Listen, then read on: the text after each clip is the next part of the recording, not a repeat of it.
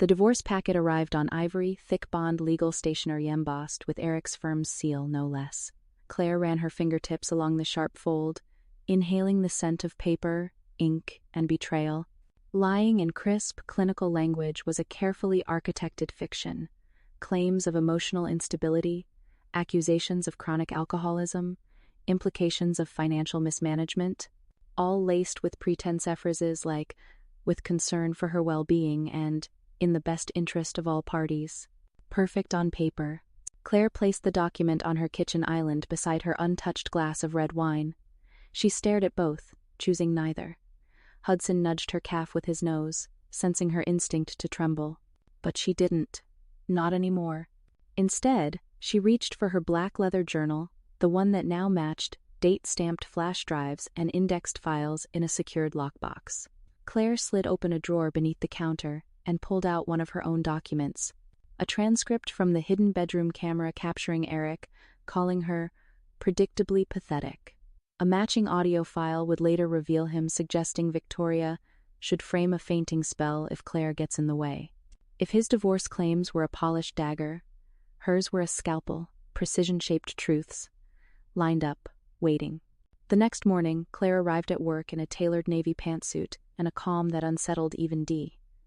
"Burn the bastard nicely," her friend whispered. In her office, Claire scanned the document again and began annotating it like a strategist, preparing for war, noting contradictions, fallacies, and places to seed her own legal counter-narrative. Then she picked up her phone. "Rachel, it's Claire. I got the papers. You'll want to see this."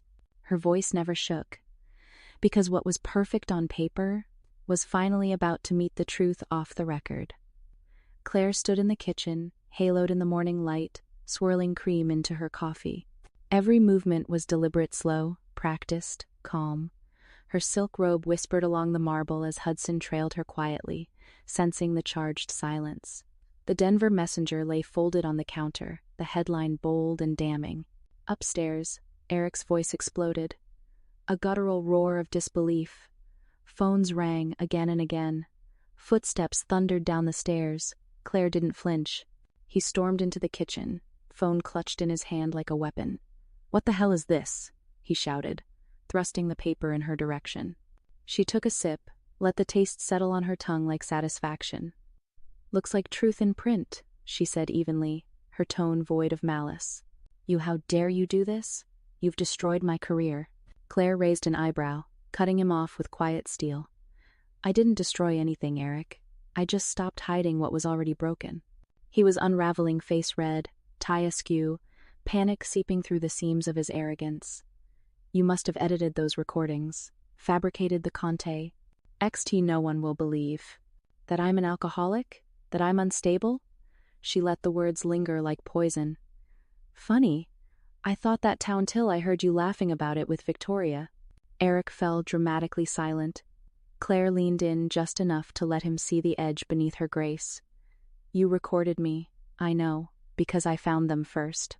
She slid a flash drive across the table like a chess piece. "But I recorded you too." His breath caught.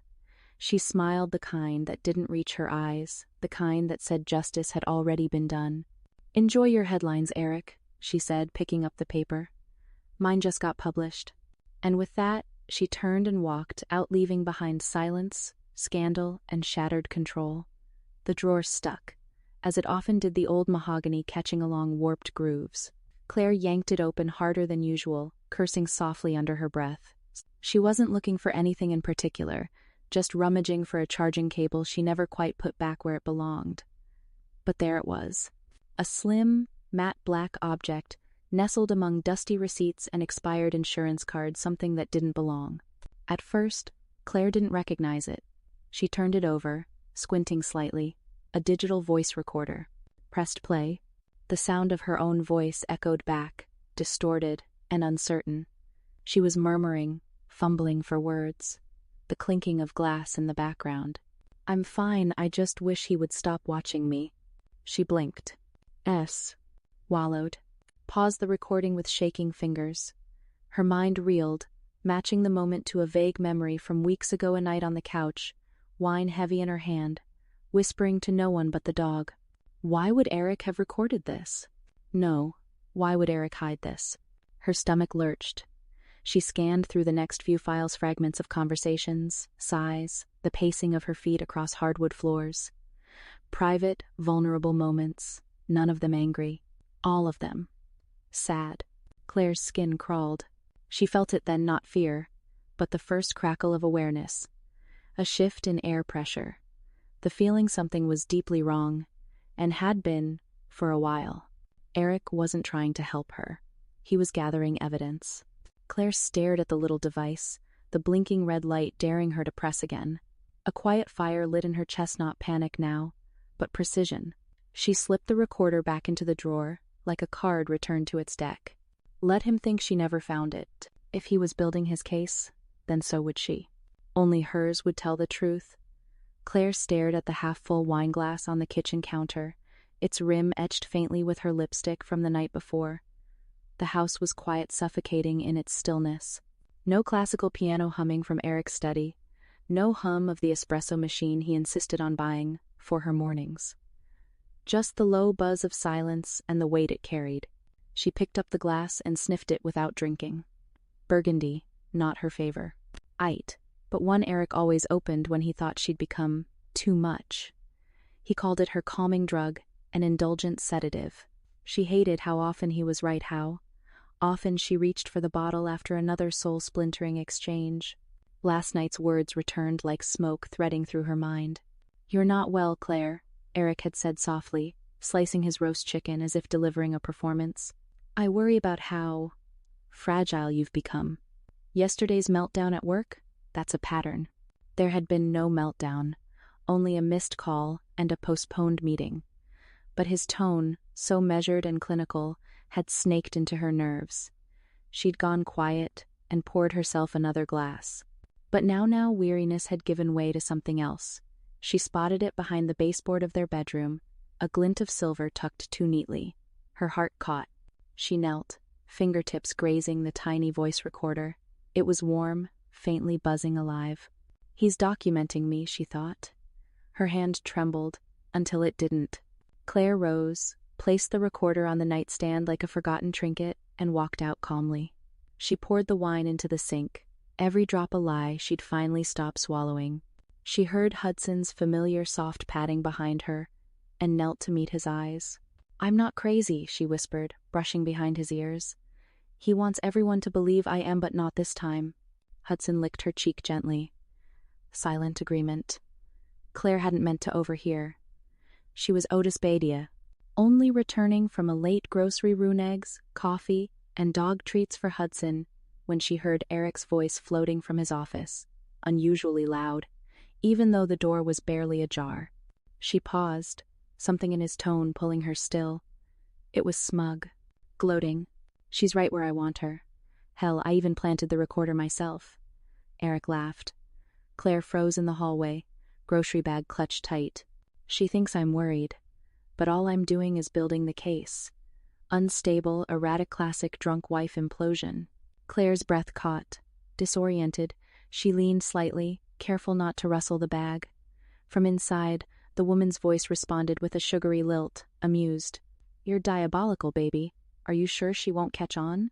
She's grieving. She drinks herself to sleep.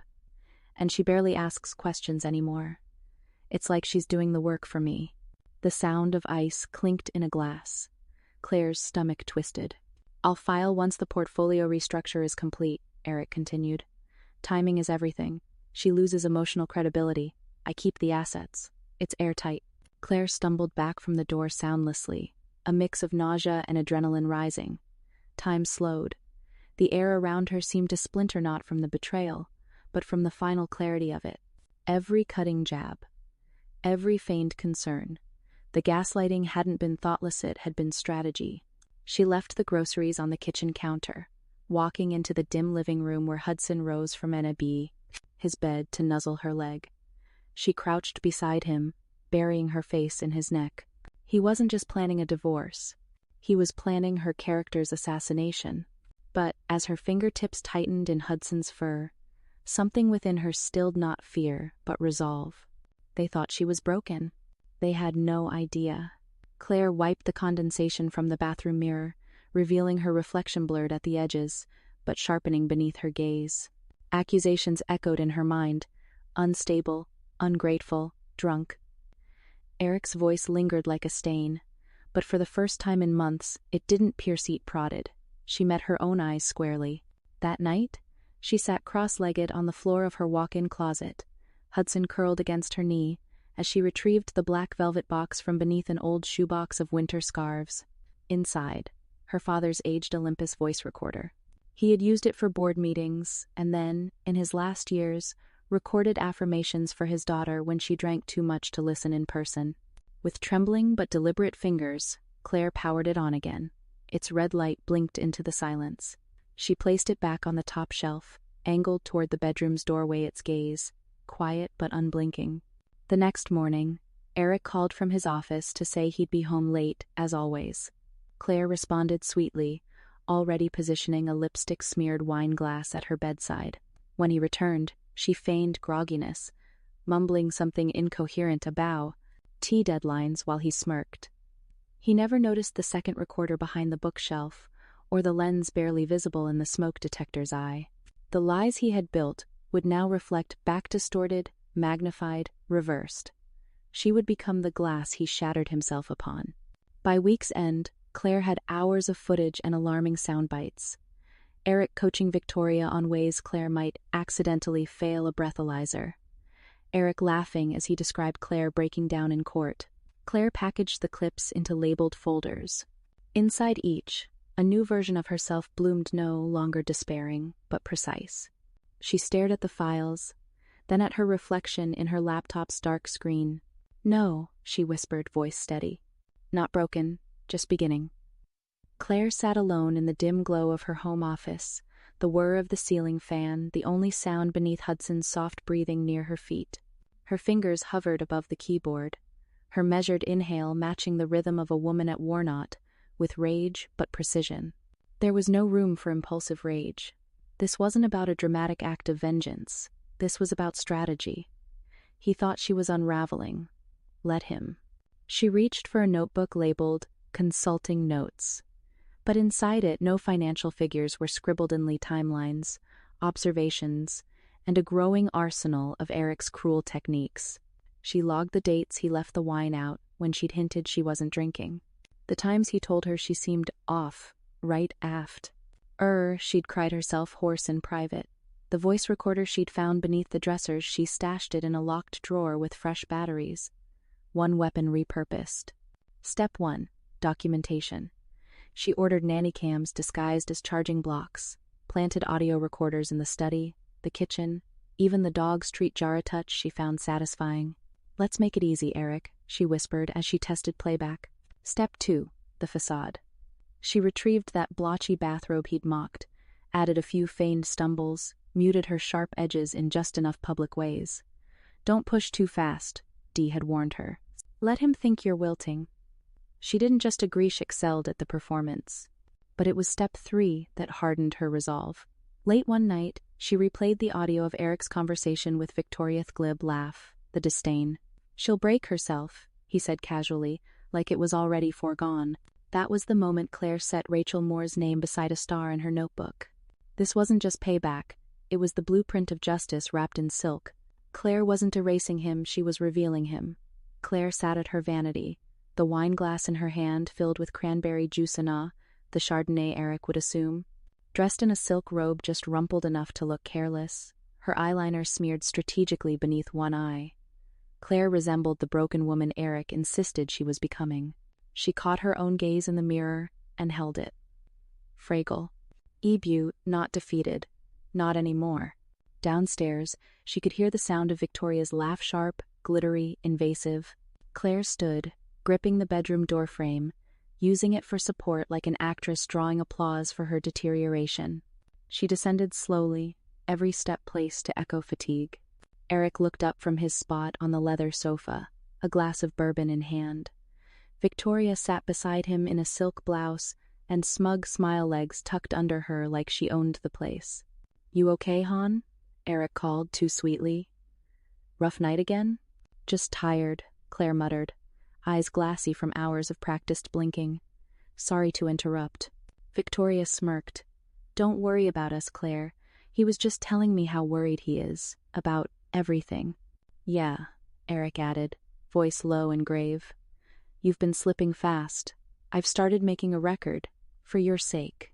Claire nodded, her face carefully arranged in semi-gratitude. That's probably smart. They assumed she was folding.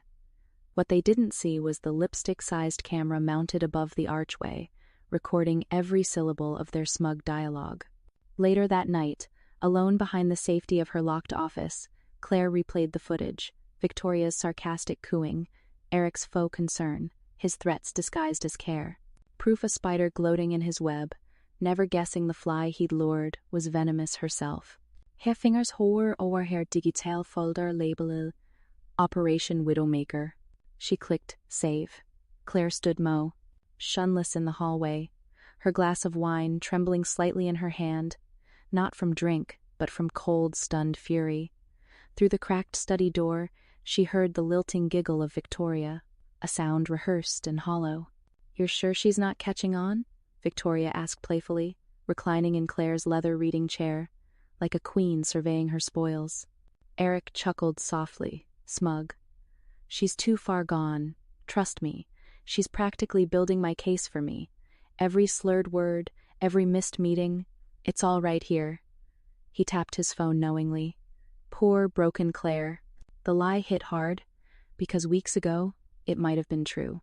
Claire pressed record on the small device nestled in her palm, another addition to her growing arsenal. She stepped backward, exhaling in calculated control. Later, in the sanctuary of her room, Claire watched the footage from the hallway camera she'd installed 2 nights ago. The timestamp blinked back at her, at the exact moment Victoria draped herself over Eric's shoulder, purring something about future plans once the paperwork was done. But it wasn't the betrayal that sharpened Claire's resolve, it was the condescension. The way Victoria glanced at the family portraits as if they were antiques marked for removal, the way Eric smirked like a man who had already rewritten the ending. He wore a mask of nobility in public, to the court, to friends, to coworkers. But Claire saw at now lines of cruelty just beneath the skin, hiding behind legal terms and half-truths. Claire closed her laptop. The video, the audio, wasn't just ammunition, it was proof of who he really was beneath the charm. She didn't cry. Instead, she walked to Hudson, who lifted his head at her approach, sensing her steady determination. "No more pretending," she whispered to him, eyes fixed on tomorrow. "They think I'm the mask, but they forgot who wrote the story." Eric stood in the ornate conference room of his firm, staring at the newspaper that lay opened on the mahogany table. His own smug photograph stared back at him, cropped beside a headline that split his world in half. "Prominent attorney caught conspiring to frame wife in divorce scheme." The silence was thick. Phones buzzed nearby, not with everyday business, but with crisis meetings and panicked clients. His own partners now avoided eye contact. Meanwhile, Claire placed his crystal tumble neatly on the kitchen island. She smoothed the newspaper flat with deliberate fingers and sipped her coffee. The morning sun caught in her auburn hair, and Hudson rested contentedly at her feet.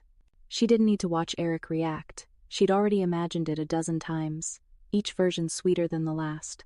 By noon, Eric had called her 8 times. Each one went unanswered. It wasn't until he appeared in the driveway, frantic and red-faced, that Claire bothered to rise. She met him at the front door, not a hair out of place.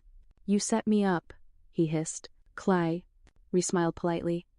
"No, Eric, you set yourself up. I just hit record." He barreled past her into their former home, breathing heavy with panic. "What did you give them? What did you tell them?" She followed at a measured pace. "Only the truth. You remember the truth, don't you?" He whirled around. "You're vindictive." "No," she replied calmly. "I'm precise." The silence hummed again, this time with the weight of power shifting. Eric looked down, actually down, as if noticing for the first time that his world had changed altitude. He had spent months staging a case against Claire. Now he was the one with everything to lose. And for once, it was her who held the closing argument. Rachel Moore paced slowly through the polished lobby of Sundale Financial, reviewing the emailed files Claire had sent just 24 hours earlier. Audio clips, annotated timestamps, bank transfers, voice recordings, legal briefs with suspicious alterations. It was the cleanest chaos she'd ever seen. This wasn't one woman's plea for help. It was a roadmap to taking down the Goliath of Denver's divorce elite. Claire met her in the glass-lined conference room. No tremble in her step, no crack in her voice. Just that steely stillness, the kind Rachel only saw in survivors reclaiming their stories. "He's been building a case on lies," Claire said quietly, sliding a thumb drive across the table. "I'm building mine on the truth." Rachel clicked her pen, always the same kind, black ink, bold tip. "You? Her doing more, Claire. You're exposing a pattern, not just a man." They pored over the files together. Rachel probed, tested, verified. She searched for sensationalism, but found only striking precision. Claire had chronicled everything. Dates, times, false claims in court prep notes. A laugh from Victoria caught on tape while Eric explained how being the sober one would win him public sympathy. "What he's doing is a masterclass in reputational sabotage," Rachel muttered. "But what you've done? This is tactical truth-telling." Later that evening, in her worn journalist's den cluttered with case notes and coffee mugs, Rachel pressed play on the clearest clip. Eric's voice. "If she spirals, I win. They don't question men like me. She's already halfway to ruined. She just doesn't know it yet." Rachel's hand stilled. Her jaw hardened. "This isn't just a domestic dispute," she said aloud to no one. "It's a story about weaponized perception." She opened her laptop and started the headline draft, each word laid deliberately like a courtroom brick. By Sunday morning, the city would know exactly who Eric Beasley really was. And they'd know because one woman refused to be erased. Claire stirred the creamer into her coffee with measured precision, the silver spoon clinking against the ceramic in a rhythm far steadier than her pulse. Sunlight poured through the kitchen window, golden and clean, splashing across the gleaming countertops. Beside her, tail thumping gently against Floor Hudson rested his chin on her bare foot, an anchor in the quiet hurricane of her thoughts. The newspaper was where she had left it, neatly folded, front page up. Black serif font screamed across the white, prominent attorney caught conspiring to frame wife in divorce scheme. Below, a spread of subheadlines detailed whistleblower accounts, audio transcripts, and named victims. Eric Beasley's carefully curated reputation lay shattered in sharp fragments on every breakfast table in Denver. Her phone buzzed for the 13th time in 20 minutes. She didn't flinch. Upstairs, heavy footsteps announced Eric's descent. He rounded into the kitchen, phone in hand, his face a portrait of disbelief and panic. Gone was the smug, unflappable attorney. In his place stood a man unraveling at the seams. "You did this," he barked, shaking the paper. "You set me up. You manipulated."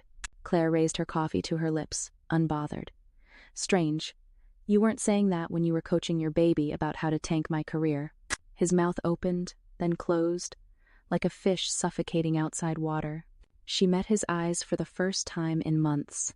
Calm, unapologetic. "Yes, you recorded me, but I recorded you too." Eric's phone buzzed again, then again. The weight of consequence slowly dawning. "I have calls to make," he muttered, backing away. The mask finally cracked. Claire exhaled quietly. Hudson nudged her foot. She bent to scratch behind his ears without haste. Letty. Nung the warmth of justice steep, like her coffee bold, cleansing, and undeniably hers. The kitchen was quiet. Sunlight streamed through the blinds in long, golden stripes, catching the steam rising from Claire's coffee. She lifted the mug slowly, savoring the heat, her robe cinched tightly around her, hair perfectly undone. Hudson settled at her feet, ears perked but still. The Sunday paper laid neatly beside her, plate folded to the story that now made silence impossible in every room Eric Beasley would enter from this morning forward. Upstairs, the muffled sound of Eric's phone vibrating pulled him from sleep. Then again, and again. He groaned, blinked into the daylight, glanced at Claire's empty side of the bed. Odd. She never rose this early without a reason. His screen was lit up with missed calls. His colleague, his managing partner, a journalist. Then the messages cryptic at first. "Call me. You need to see the front page." "What the hell is this, Eric?" Eric squinted, heart thudding. He bounded down the stairs, phone in hand, voice sharp. "Claire? What's going on?" She didn't flinch. Instead, she gently turned the newspaper toward him. Front page. His name, his voice in print. A scandal wrapped in ink, the perfect unraveling of a man who once said, "Perception is reality." Eric's chest tightened as he read. Audio quotes. Anonymous legal assistant confirmation. Names of other women. Systemic manipulation. His own words caught mid-laugh with Victoria. Conspiring. Fram. ing. Boasting. "You recorded me?" he hissed. Rage, disbelief, and fear battling across his face. Claire set her coffee down. Her voice was calm, surgical. "You did it first. All I did was let the truth speak louder." Eric stepped back, disarmed. "You planned this." She tilted her head, the smallest smile curling. "No, Eric. You planned my downfall. I just documented yours." He stared at her as if seeing her for the first time. And Claire? She finally saw herself too. Claire stood in the sun-washed kitchen, the Denver skyline gleaming outside the window. On the island, her laptop open to the digital version of the Denver Messenger. The headline stared back like a confession finally spoken aloud. She took a slow sip from a blue ceramic mug. Hudson curled at her feet, tail still, not wagging, waiting. Eric burst through the front door, his footsteps rapid and erratic. His jaw clenched, tie askew, phone still pressed to his ear. No comment. No, absolutely not. He dropped the phone on the marble counter. "Do you know what you've done?" Claire didn't flinch. "I published the truth." His glare narrowed. "That reporter, that story, it's a lie. I'll sue for defamation. You think you'll walk away from this clean?" "You're not suing anyone," she replied calmly. "Everything printed, backed with timestamps, recordings, witness statements. That'll hold up better than your reputation." He lunged forward, voice low and laced with panic. "You've sabotaged me. Don't pretend this is righteous. This is revenge." She arched an eyebrow. "You recorded me drunk, desperate, humiliated. You called that insurance. I recorded you lying, scheming, laughing, about destroying me. I call that justice." Eric gritted his teeth. "You're painting me as a monster." She shrugged. "You did the brushwork." He looked around, disoriented. "Victoria's gone. My firm's evaluating my license. You killed my career, Claire." "No," she corrected softly, standing tall. "You did. All I did was press play." Silence settled like snowfall. Hudson stood, placing his head gently against Claire's leg. She leaned down, stroked his fur once, then met Eric's gaze with laser precision. "You tried to break me, but I don't break. I document." Eric's anger gave way to something she hadn't seen in years' fear. She let it hang between them. Finally, she whispered, "You recorded me? Funny. I recorded you too." Eric's phone began buzzing at 3 a.m. on Sunday. He groaned, bleary-eyed, annoyed. First, his law firm partner, then a local news anchor he'd once offered legal commentary for, then another. His inbox lit up like a crime scene, a chorus of chaos. Still disoriented, he padded into the kitchen and turned on the news. The screen froze him mid-breath. "Prominent attorney caught conspiring to frame wife in divorce scheme," the morning anchor reported, barely concealing her grim satisfaction. Below the headline, a photograph. Claire, in sharp silhouette, passing a voice recorder to Rachel Moore across a cluttered desk. Her eyes steady, her mouth set in quiet determination. He staggered back as if struck. Footage rolled. Audio clips of his own voice played, laughing, bragging to Victoria. "She'll look like a paranoid drunk by the time I'm done. No judge in the state will believe her." Claire sat calmly at the breakfast table, coffee steaming in her favorite cobalt mug. Hudson curled beside her feet.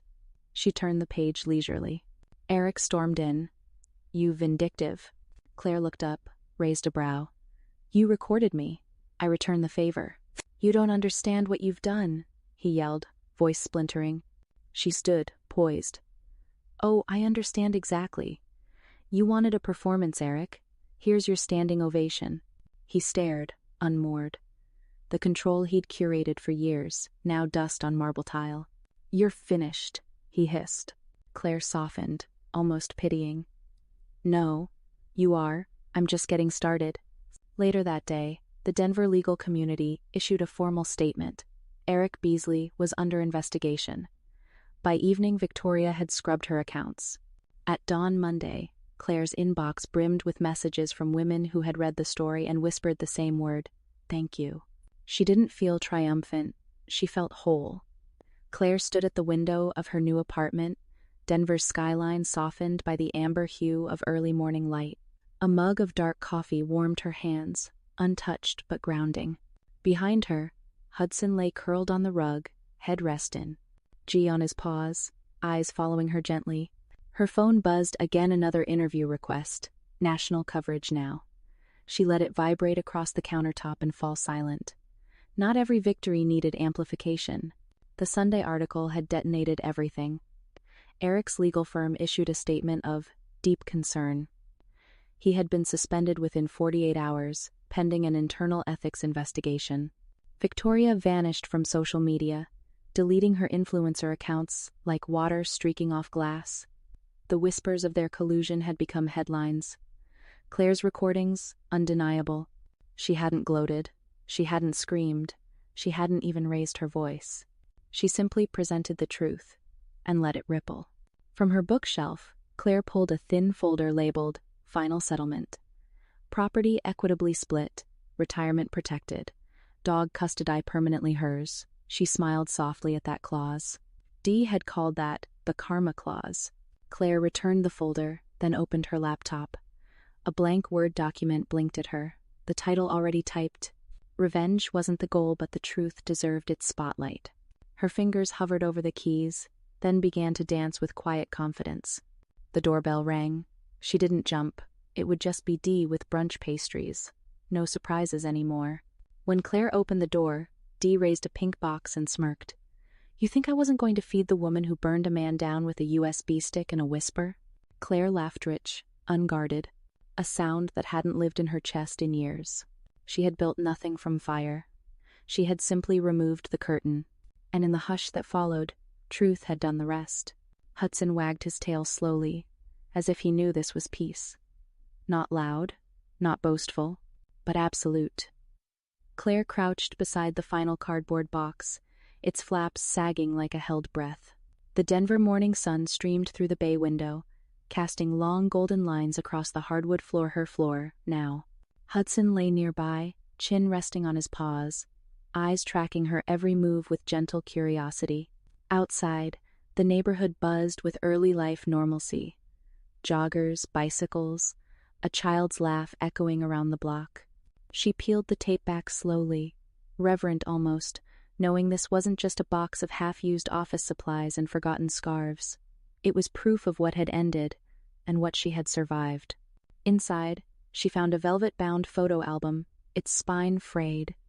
A picture fluttered loose, the two of them at Lake Tahoe laughing.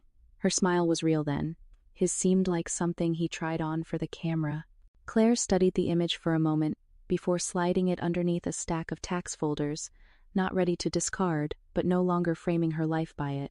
At the bottom, buried beneath a winter sweater she hadn't worn in years, she found a single cufflink. Gold with an engraved E, Eric's, forgotten or left behind. She didn't care. She picked it up, turned it over once in her palm, then Wallatrix. Kept it to the trash bin, and dropped it in with a soft, final thunk. From the kitchen table, her laptop chimed an email confirmation from the Denver Messenger. Her op-ed would publish the following Sunday under the banner, "Truth in a Tangle. What divorce taught me more than marriage ever did." She felt neither triumph nor regret. Only clarity, a wide, still quiet in her chest where the chaos used to live. Claire closed the empty box, flipped it over, and wrote in bold black marker, "Donate." As Hudson padded over to lick her hand, she smiled. Some things weren't boxed. Some things simply stayed. Claire sat alone in her car outside the Denver Messenger, the cold glow of the dashboard clock reading 7:44 p.m. Her breath fogged the windshield as she opened the manila folder resting on her lap. Inside were the transcripts, their voices, stripped of charm and lies, preserved in cold clarity, Eric's laughter, Victoria's giggles, his whispered pride in locking down assets before she cracks. Claire didn't flinch anymore. Inside the building, Rachel Moore leaned over a stale cup of coffee, her phone buzzing with alerts and unanswered emails. She looked up sharply as Claire entered, hair pulled back, eyes sharpened not by rage but resolve. "You're ready?" Rachel asked softly. Claire nodded. "I don't want vengeance.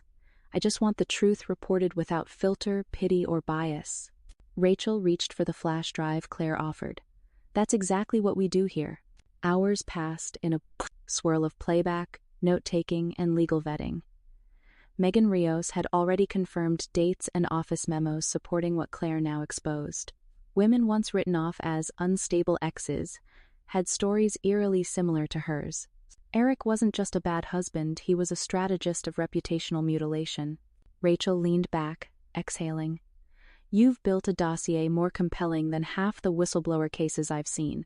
This isn't just your story, it's a pattern." Claire's fingers trembled as she pinched the bridge of her nose. "He wanted to reduce me to a footnote in my own life." Rachel didn't smile. She understood. "So let's make sure you write the headline instead." They finalized everything for Sunday's front page names, cross-references, fact-checks, no fuck-ups, no misquotes. Claire left the newsroom numb, but fiercely alive. Driving home, she passed a billboard advertising Eric's law firm, Family Law with Integrity. She laughed, the sound sharp and clean. She rolled down her window and let the cold air slap her awake. Truth was no longer her wound. It was her weapon. Claire sat across from Rachel in a silent editorial office, her fingers wrapped tightly around a mug of black coffee ono cream, no sugar, no wine. The headline drafts lay between them like loaded weapons. Rachel studied the pictures, the documents, the transcripts.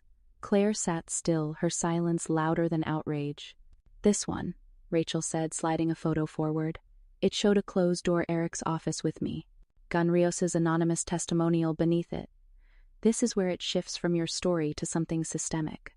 Claire nodded. It was never just about him and me. Megan's voice played on Rachel's recorder again, low and hesitant. "He told clients exactly how to provoke a breakdown, when to move money. Some even used therapists to backdate claims." Rachel leaned forward. "You're not just telling your truth, Claire. You're opening a door for everyone who thought shouting wouldn't be enough, who were told they were hysterical or too emotional to be believed." She paused. "You're giving them voice." Claire exhaled slowly. "Then let's make sure they're finally heard." They spent hours weaving the pieces, not just Claire's deception and resilience, but the network of silent enablers Eric relied on. Claire insisted on accuracy, Claritino unnecessary drama. The truth, naked and resonant, was enough. As the final draft loaded to layout, Claire looked down at Hudson resting beside her chair. His soft brown eyes blinked up at her with quiet faith. He had sat beside her through spilled wine and silent nights. He would sit here now as the world tilted in her favor. "Let's go to print," Rachel said. Claire didn't flinch. Her voice, steady and unapologetic, rolled from her lips like a verdict. "It's not revenge. It's recognition." The mouse clicked. Print confirmed. And across the city, victims who had whispered their pain into pillows began to find their breath again. Claire sat at her sunlit kitchen table, the quiet buzz of morning drifting through the window's birdsong, a distant lawnmower, the gentle clink of her spoon in her coffee mug. Hudson rested at her feet, chin on paws, his tail giving the slightest thump as she reached down to scratch behind his ear. She stared at her laptop, the cursor blinking over two simple words, the Sunday truth. Beneath it, a final sentence. Revenge wasn't the goal, but the truth deserved its spotlight. Her finger hovered over the trackpad. Months of chaos had crystallized into this moment. Everything Eric had so methodically constructed, undone by her resolve. The lies, the recordings, the manipulations dismantled by her calm precision. He'd made her doubt herself, diminish her worth. He'd tried to rewrite her past, while plotting to steal her future. But Claire had taken notes. She listened. She trained herself in the art of silence, something Eric never considered a threat. He equated noise with power, forgetting that truth doesn't scream. It simply waits. She took a breath, steady, filled not with rage anymore, but clarity. Rachel's email sat open beside her op-ed draft. "Once you're ready," it read. "We'll run it in next Sunday's perspectives column, uncensored." Claire glanced to her reflection in the darkened laptop screen, subtle smile, tired eyes, quiet strength. She clicked back to her document. Final edit made. Cursor hovering. Send. The weight behind the motion felt tectonic. Not vengeance. Not spite, something deeper. Restoration. Reclaiming a voice not just for herself, but for every woman who'd been gaslit, dismissed, or made to feel invisible. The moment the article uploaded, Claire exhaled. Hudson lifted his head, sensing something final in her breath. Claire closed her laptop, lifted her coffee, and gazed out the window. Not to escape. To exhale into something new.